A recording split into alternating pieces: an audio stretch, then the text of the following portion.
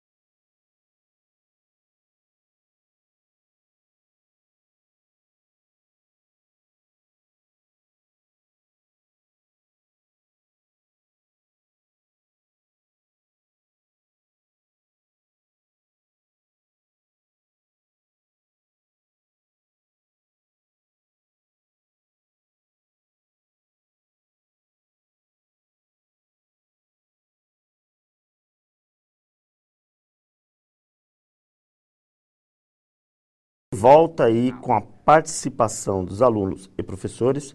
A aluna Gabriela, né, disse assim, para que saia de acordo e não errado em relação à entrevista. Aluna Lívia, sim, para não esquecer partes importantes. Então, isso aí é tanto formular como revisar, né? Isso. Verificar se não está esquecendo as partes importantes. Aluna Daniela dizendo para ter tudo planejado. Aluna Melissa, para não ter que improvisar. Adorei as respostas, hein? Ótimo, né? Aluno Guilherme, para que na hora da entrevista não dê erro algum. E o pessoal está bastante empolgado, falando bom dia com alegria. Que bom, né? Eles são uma graça. Ótimo. E tem gente falando que os assuntos da aula são ótimos. Na verdade, assim, fica às vezes repetitivo, mas é importante porque quem não estava pegando acaba tendo a chance de retomar, né? Isso é bem legal. Vamos lá, então. Como o professor Mauro disse, perfeitas as respostas de vocês. Então, vamos lá para o próximo slide, ok? Aí nós temos aqui, ó, compartilhando ideias. Como nós sabemos que muitas das escolas não receberam ainda o material, a gente colocou essa equipe maravilhosa, gente, eles são fantásticos, né, Mauro? Se não fossem eles também, aqui é todo mundo, né? Tinha que focar essa produção de vídeo na aula para dar o devido crédito, né? Então, eles colocaram aí pra gente, ó, uma fotinho da parte da apostila, para a gente tentar ajudar de alguma forma, como a gente sabe que muitos não receberam material ainda, tá? Então, essas atividades, elas estão ali na aula 3 e 4 da apostila Aprender Sempre, volume 2. Então, essa aí seria a página 9, que é um roteirinho de entrevista, tá bom? Uma sugestão. Então, temos lá, ouça a entrevista a seguir, ela servirá de base para exemplificar a atividade da página 9, que é um roteiro. Então, quem será o entrevistado, quais são as perguntas, o título, subtítulo, tá bom? Da sua entrevista. Depois, faça a mesma tarefa, porém, com as informações da entrevista espontânea que você fez na aula 1. Lembra que lá na terça-feira a Prof. Vivi estava aqui, apesar que eu já esqueci se foi na terça ou ontem com a Silene, né? Mas que a gente comentou sobre essa entrevista espontânea, que era para vocês fazerem ou com algum colega, né, ou com algum familiar. Então, a partir dessa entrevista que vocês fizeram, vocês vão preencher aí a página 9, tá bom? Então, vamos lá. Deixa eu voltar, né, que eu parei muito na leitura. Ouça a entrevista a seguir. Ela servirá de base para exemplificar a atividade da página 9. Depois, faça a mesma tarefa, porém, com as informações da entrevista espontânea que você fez na aula 1, dessa sequência de atividades, ok? E aí, eu fiz também, né, a transcrição da entrevista que nós vamos ouvir. Antes da gente iniciar aí o áudio, eu vou comentar essa primeira parte com vocês, tá? Então, nós temos aí, ó, o título da entrevista. Essa entrevista não está na apostila de vocês, tá bom? Então, vamos lá. Título da entrevista. Arte Clube recebe o especialista em folclore Ricardo Azevedo. Então, eu sempre comento isso com vocês. A partir do título, né? Que hipóteses eu posso criar da escuta da entrevista e depois da leitura que nós vamos fazer, né? Então, a gente sabe aí, Arte Clube, então, provavelmente é o nome do programa, né? Que irá entrevistar aí o Ricardo Azevedo e a especialidade dele. Qual que é a especialidade do Ricardo Azevedo? Então, ele é especialista em folclore. Então, nós já vamos aí criando possibilidades, né, do que iremos ouvir, o que iremos aprender com essa entrevista, quais serão as possíveis perguntas. Embora, pensem aí, folclore ele seria um tema, então é muito extenso. Lembra que nós vimos que o folclore seria aí dança, comida, músicas. Então, a gente tem que imaginar aí. Será que vai perguntar sobre tudo isso para o Ricardo Azevedo? Será que vai perguntar sobre uma obra específica dele? Ele tem vários livros, né? Inclusive a rede tem alguns livros dele também, nas bibliotecas que receberam. Então, pensem, ó, o folclore é um tema muito amplo, então eu tenho que criar hipóteses sobre o que será tratado aí na entrevista. E temos um subtítulo aqui, a gente já viu que ele acrescenta informações ao título, né? Então, o título dá aquele tchan, aquela chamada para a gente, né, para atrair, e o título ele continua aí com essa proposta, o subtítulo. Então, temos lá. Autor premiado é especialista em narrativas populares brasileiras. Né? Então, já acrescentou, folclore. Sobre o que será que eles vão falar? Sobre as narrativas populares. Então, sobre os causos, né? As histórias orais que nós vimos nas outras aulas. E o nome do entrevistado? Ricardo Azevedo. Aí temos a apresentação da pessoa, que é aquele primeiro parágrafo que eu falei para vocês, que ele vai dar aí uma ideia sobre quem é essa pessoa, o entrevistado. Então, temos lá a apresentação da pessoa entrevistada. O que nós podemos ter? Informações pessoais e profissionais que resumam quem é essa pessoa. Também pode trazer uma foto dela. Então, pode, né? Não é obrigatório, a gente pode colocar ou não. E é importante pensar aí, né, nessa foto, né, Mauro? Não pode ser qualquer foto, né? Tem que chamar a atenção. Exatamente. Tá bom? Tem que conversar, né? Os textos conversam. E abaixo, né, nós temos lá nome do entrevistador. Então, lembram que eu comentei com vocês, por exemplo, Arte Clube é o nome do programa. Mas quem é o jornalista, né? Quem será o entrevistador? Então, a gente tem aí o Jansen Campos, jornalista do programa Arte Clube da Rádio EBC. Ok? Então, vamos lá ouvir aí a entrevista. Deixa eu ver. Aqui. Vamos lá, então, escutar aí. Façam as observações, anotem o que vocês quiserem perguntar. Vamos lá?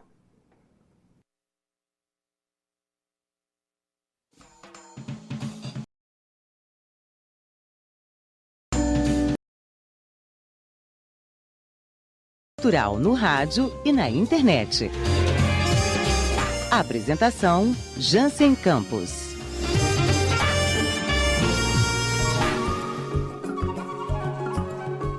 Para comemorar o Dia do Folclore, marcado neste dia 22 de agosto, o Arte Clube recebe o escritor e ilustrador paulista Ricardo Azevedo. Ele é autor de títulos como Alguma Coisa, 19 poemas desengonçados, Fragosas Brenhas do Matarel, entre outros. Vencedor de vários prêmios Jabuti e com mais de 100 livros lançados, Ricardo é um especialista em cultura popular. Boa tarde, Ricardo. Primeiro conta pra gente como que nasceu o seu interesse pelo folclore e pelas narrativas populares. Oi, Jansen. Boa tarde, ouvintes. É um prazer poder falar um pouco sobre cultura popular. Quando era moleque, graças ao meu pai, tive contato com muitas quadras populares e com alguns contos saborosos que ele contava. Mas meu interesse mesmo surgiu quando, no fim da adolescência, comecei a escrever e percebi que as quadras e narrativas populares, assim como as letras de samba e de compositores como Caymmi, Luiz Gonzaga, Noel Rosa e outros que eu ouvia muito na época, utilizavam um discurso diferente da linguagem mais formal e erudita dos livros que lia e de certas canções que eu ouvia também. Mais tarde, publiquei meus primeiros livros para crianças e jovens e me perguntava quais os pontos de convergência entre os contos populares e os livros para crianças. Com um detalhe, eu sabia que os contos de encantamento de fadas nunca foram apenas para crianças, mas sim eram populares. É a ideia de que à noite, depois do trabalho, as pessoas de todas as idades se reúnem, se sentam em torno do fogo e alguém conta uma história, conta um caso ou faz uma cantoria. Só sei que comecei a estudar o assunto. Fiz meu mestrado na USP sobre os elos entre as narrativas populares e a literatura infantil. Ricardo Azevedo é autor da tese Abençoado e Danado do Samba, um estudo sobre o discurso popular, que foi prêmio Jabuti Teoria e Crítica Literária em 2014. Ricardo, quais os principais recursos que você identificou aí nos discursos dos artistas populares do Brasil? Primeiro é o vocabulário público, claro, direto e compartilhável. Depois, recursos de memorização como rimas fáceis, refrões, ditados e frases feitas. A concisão. Nada de períodos longos ou imagens abstratas, nada de usar sintaxes estranhas ou fazer citações. Outra coisa, o caráter narrativo, a tendência a expor os acontecimentos encadeados de forma lógica, com começo, meio e fim. O discurso culto, como sabemos, valoriza, por exemplo, o recurso da fragmentação. Outra coisa. O uso de imagens visualizáveis. A descrição de cenas e atos concretos e cotidianos capazes de emocionar e gerar identificação, ou seja, afastados de conceitos abstratos, impessoais e descontextualizados. Segundo alguns estudiosos, a expressão de emoção do artista popular tende a expressar não o eu sinto, mas o nós sentimos. Não é que o artista popular não tenha angústias pessoais, mas ele opta por cantar as emoções e as angústias de sua comunidade. Esse é Ricardo Azevedo, escritor e ilustrador. E, Ricardo, você tem alguma história popular preferida? Olha, eu não tenho uma narrativa preferida. Fiz uma baita pesquisa e recontei aquelas que eu mais gostei. Dividi meus livros por temas: contos de bichos do mato, heróis tolos, contos de enganar a morte, contos de adivinhação, contos de encantamento e por aí vai. Ricardo, como que o folclore e as tradições populares têm convivido aí com as novas formas de comunicação, especialmente com o digital? Confesso que eu não saberia responder sua pergunta. O que sei é que vivemos num país onde a maioria das pessoas talvez seja semi-analfabeta, portanto está mergulhada numa cultura oral baseada na conversa, na memória e na comunicação face a face. Tem gente que despreza a cultura popular, mas sem ela, o que seria das obras de João Guimarães Rosa, Zé Cândido de Carvalho, Manuel de Barros, Ariano Suassuna, músicos como Heitor Villa-Lobos, Camargo Guarnieri, Tom Jobim, Baden-Powell, Egberto Gismonti, mesmo Chico Buarque, Edu Lobo, Caetano Veloso, Gilberto Gil. Pelo amor de Deus, desprezar a cultura popular no Brasil é um erro crasso. Muito obrigado ao escritor e ilustrador Ricardo Azevedo por participar do Arte Clube de hoje em homenagem ao Dia do Folclore, marcado nesse dia 22 de agosto. O Arte Clube tem apresentação de Jansen Campos e produção de David Isidoro. Uma boa tarde para você. Te encontro neste sábado ao meio-dia e também agora aos domingos, também ao meio-dia aqui na Rádio MEC. 2 edições completas de 1 hora de Arte Clube no fim de semana. Um grande abraço. Arte Clube.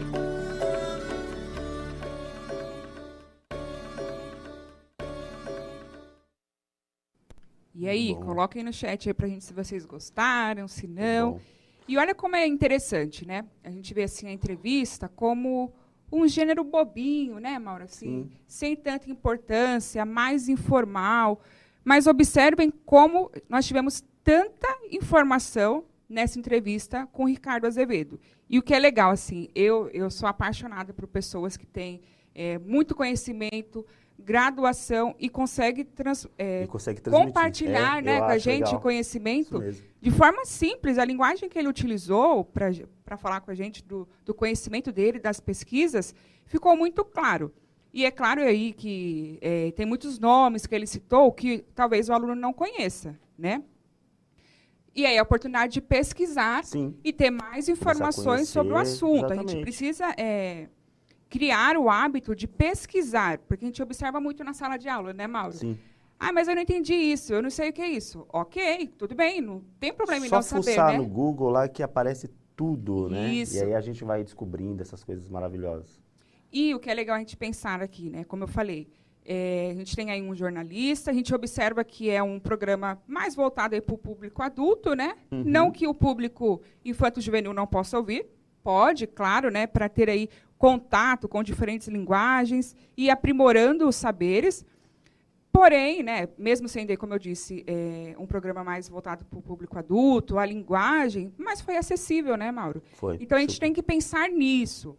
Qual a linguagem que eu vou utilizar para atender ao meu público, para compartilhar o meu conhecimento e atingir o meu objetivo, mesmo sendo uma entrevista, né, Mauro? Isso.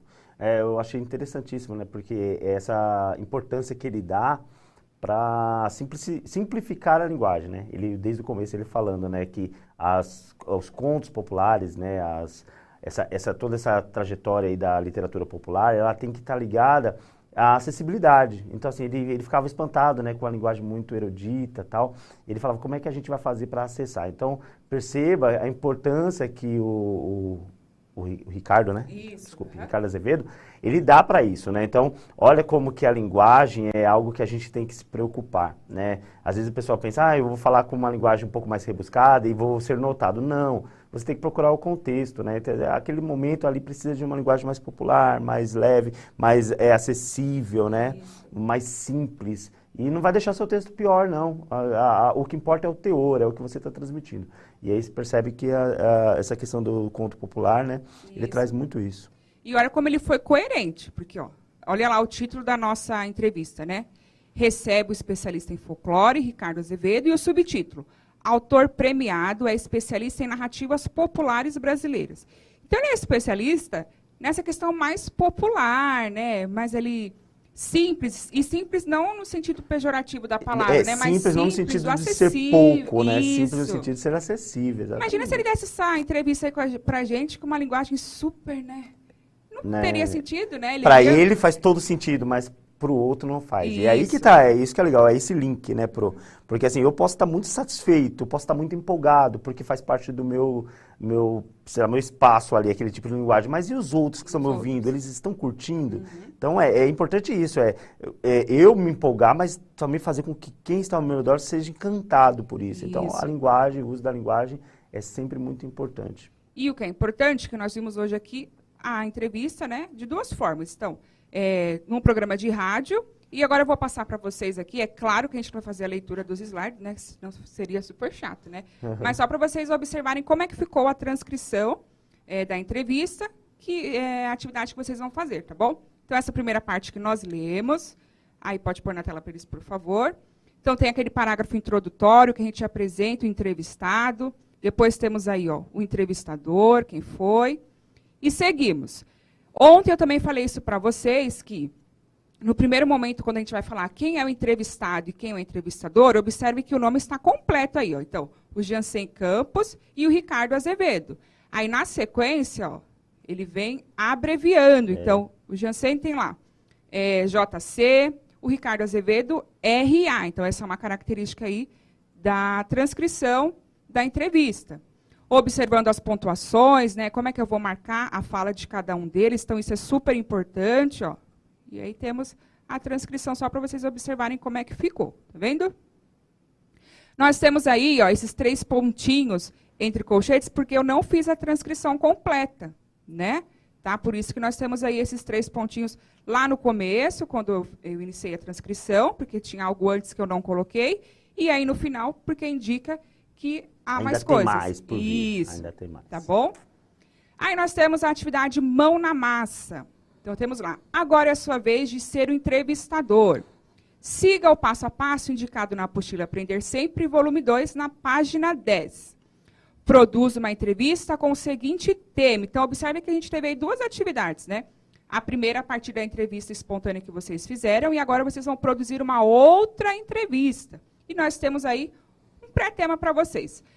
Se o professor que está com vocês aí na sala de aula física achar melhor propor um outro tema, perfeito, tá? Fica a critério de vocês aí. Mas a proposta que nós temos é essa. Então, vamos lá. O pré-tema que nós temos aí para vocês, ou uma sugestão de tema, né? A importância da internet para a sua vida profissional e pessoal. Ah, professora, mas como assim profissional? Eu não trabalho. Você pode entrevistar o seu pai, né? Exatamente. Sua Por mãe, isso vai ser legal para tio. entrevistar alguém, né? Isso, tá bom? E pessoal, né? Aí essa pessoa, né, que utiliza também de forma profissional, ela vai dizer, e para a vida pessoal dela, para o dia a dia, né? Para um momento de lazer, qual que é a importância? Então, o foco é qual a importância da internet para a sua vida profissional. Então, as suas perguntas, né, têm que estar direcionadas a esse centro aí, tá? Internet na vida profissional e pessoal.